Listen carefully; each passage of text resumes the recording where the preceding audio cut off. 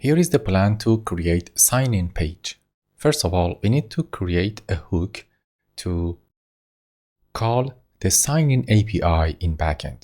Go to frontend, src hooks, and create a new file, set file name to user hooks.ts.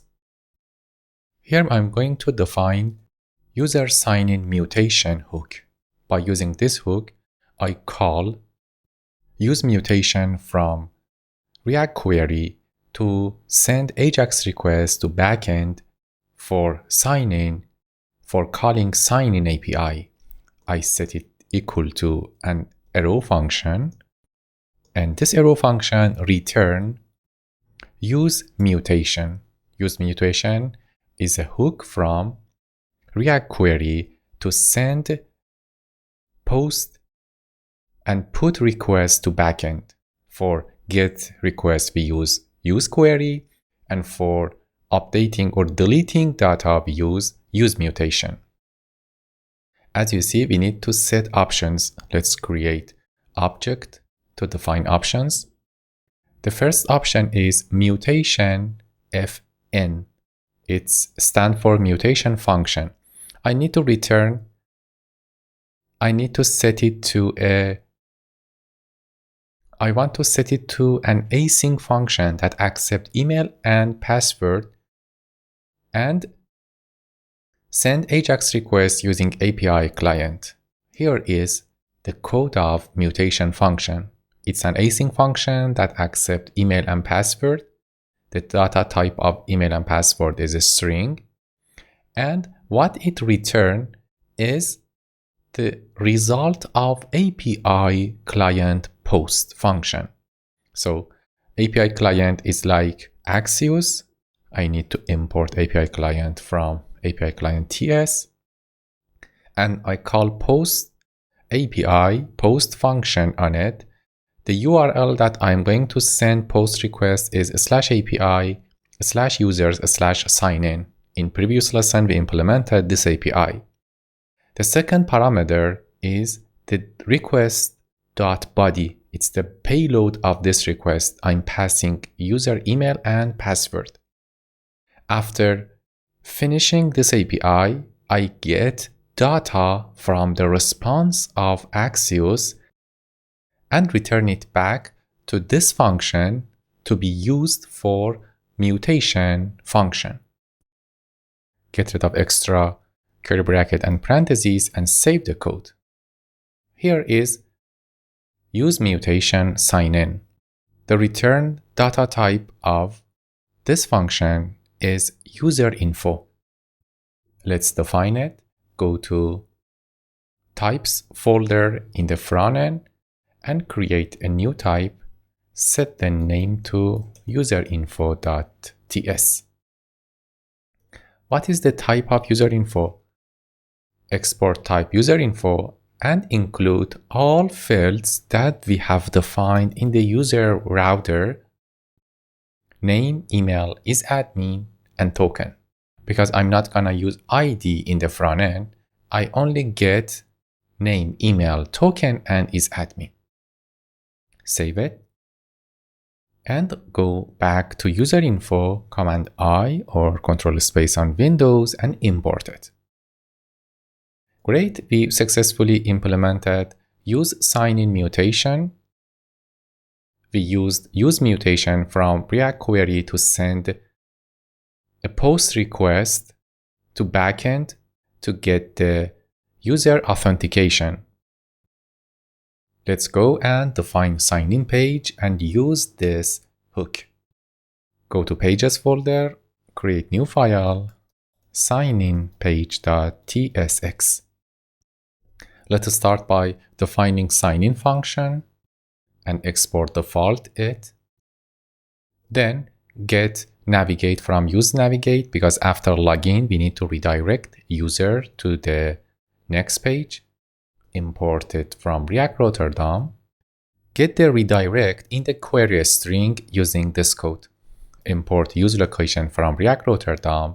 Get search from use location and use URL search params from JavaScript and pass the search from React Rotterdam to this function and get the redirect.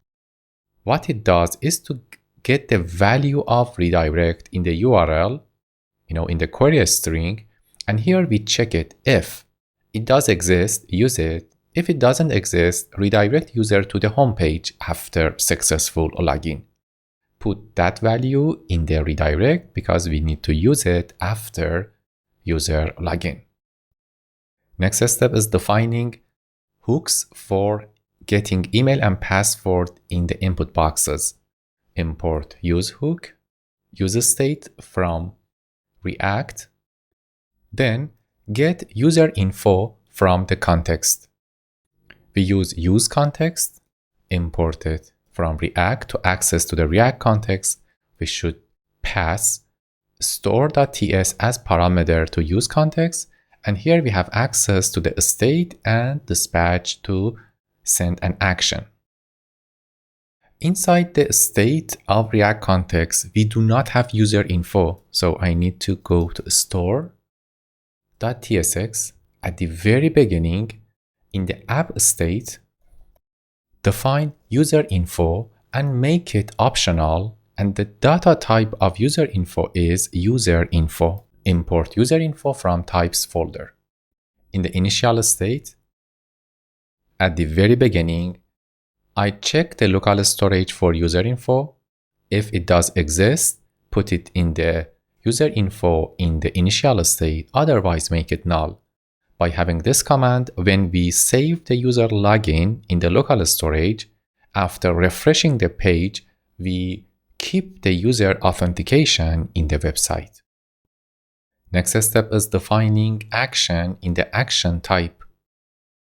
The action that I'm going to define is user sign-in, and the type of payload is user info.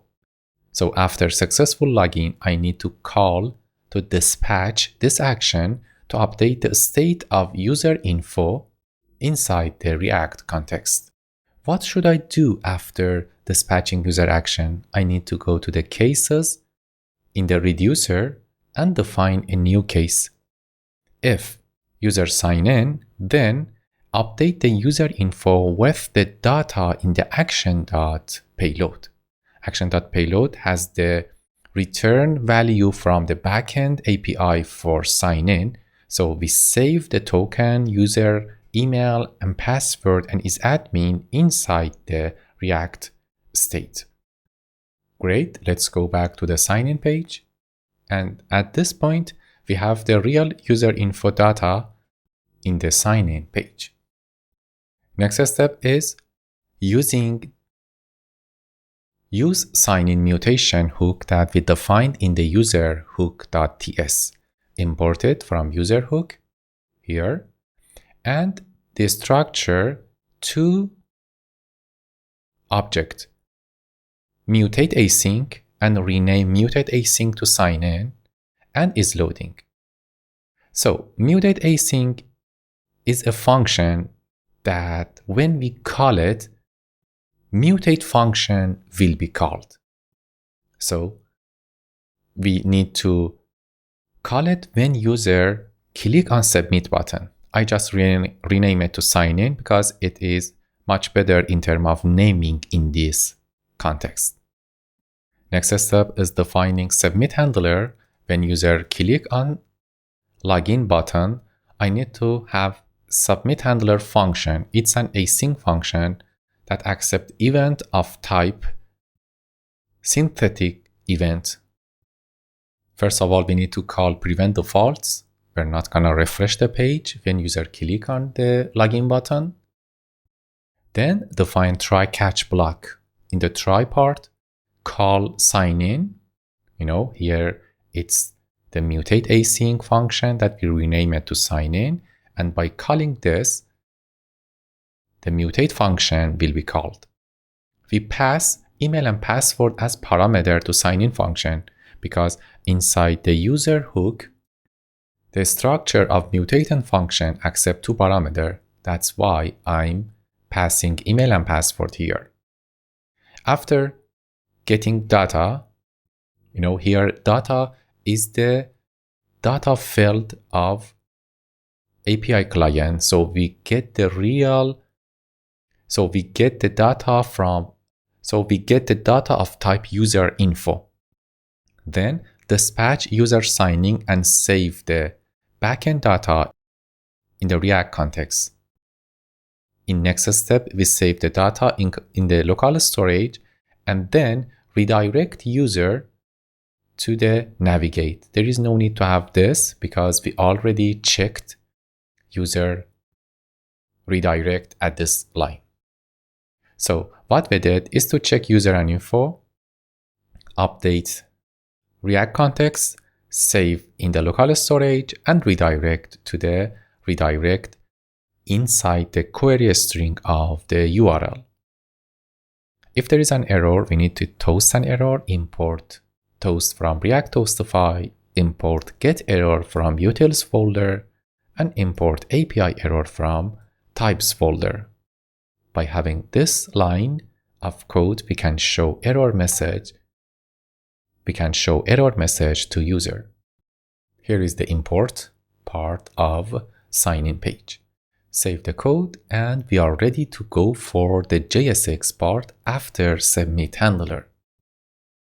Before going for it, let me define useEffect here.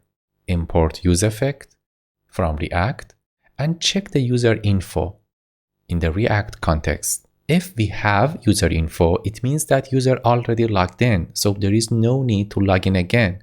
So we redirect user to the next step inside the redirect query string value. Like always, as a second parameter for useEffect, we need to list all values that we used inside the first parameter, including user info, navigate, and redirect. Awesome. Let's go for defining the return part. Here I'm using container from React Bootstrap and set the container to small container. What is a small container? Go to index.css. At the very end, define a small container and set max width to 600 pixel. So what we're gonna do here is to have a center aligned 600 pixel box to show email and password form, login form. Import helmet from helmet React Helmet async to show signing in the tab title, and inside heading 1 set the title to sign in and set margin vertically to 3 rem. Next step, create a form and set onSubmit to submit handler. Import form from React Bootstrap. Then create the first field. For creating a field, we use form.group to shape label and input box next to each other. Set class name to margin button 3 and set control ID to email. Inside form group, define form label and form control. This one shape the label and this one is for creating input box. Set type to email, make it required, and unchange update the email in the email state using set email function. Second input box is for password, very similar to email, but the type is password. The third one in the form is a div. Set class name like what we did for others, margin button 3, and inside that, create button from React Bootstrap, set disable to is loading. So while we processing the form, sign in button is disabled, make type to submit, and the caption is sign in. Also, if we are loading, show loading box imported from components folder. And the last div is for asking user, create a div, set class name margin button 3 and ask user new customer, put a space and create a link imported from React Rotterdam. And the to field is /signup redirect and put the redirect value that we get from the query string. The caption of this link is create your account. Good. In 83 lines of code, we created sign-in page, and it's time to go to main.tsx, duplicate one of routes and rename them to sign-in and set the element to sign-in page. What we did is to add sign-in to the list of route. By going to /signin, we can see this page. Let's test it. Here I click on proceed to checkout. Awesome. The URL is signin !redirect/shipping. Let me open the network tab and enter admin@signexample.com and enter 123456 and click on sign in. Awesome. The sign in is successful, and in the preview of result we have email is admin, name and token, and what we have here is the redirect URL/shipping.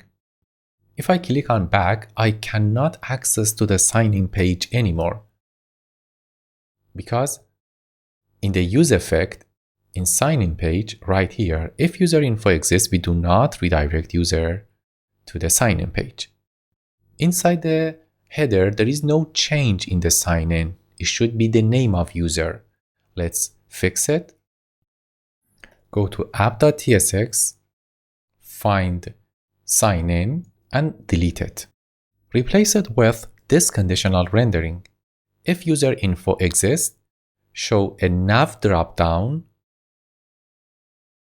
imported from React Bootstrap and set the title of this dropdown menu to userinfo.name and set ID to basic nav dropdown.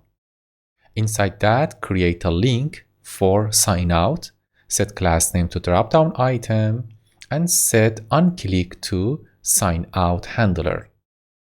If user info does not exist, show sign in button as it was before. What is user info? Let's get it from the context. If you check the sign in page, we already did it right here. Copy this, go to app.tsx, and here and here we just need to type user info to extract the user info from the React context. That's it. What about sign out handler? Let's implement sign out handler. Right before return, define sign out handler like this. Dispatch type to user sign out and remove all items inside the local storage, including user info, cart items, shipping address, and payment method. Then redirect user to the sign-in page. Let's define a type for user sign out. Go to store.js, find the action part here, and right after sign in, define type user sign out, go to the cases in the reducer and define user sign out case here. What I'm gonna return is to keep the state as before, update the cart, and define a case for user sign out. What I'm gonna return is to reset all options, all state in the React context. For mode, I set it to the default setting in the browser by user. For cart, I make cart items empty, payment method to default payment method PayPal, shipping address to empty, info, and item prices, other prices to 0. Also, there is no user here, so it's gonna be null. Let's check the result. Here, I have Joe, and if I click on sign out, I will be redirected to sign in page. Let's click on sign in again. I have Joe here, and when I click on sign out, I will be redirected to sign in, and the caption is sign in. Great, in this lesson we successfully implemented sign in page, and in next lesson we go for create account, sign up. See you on next lesson.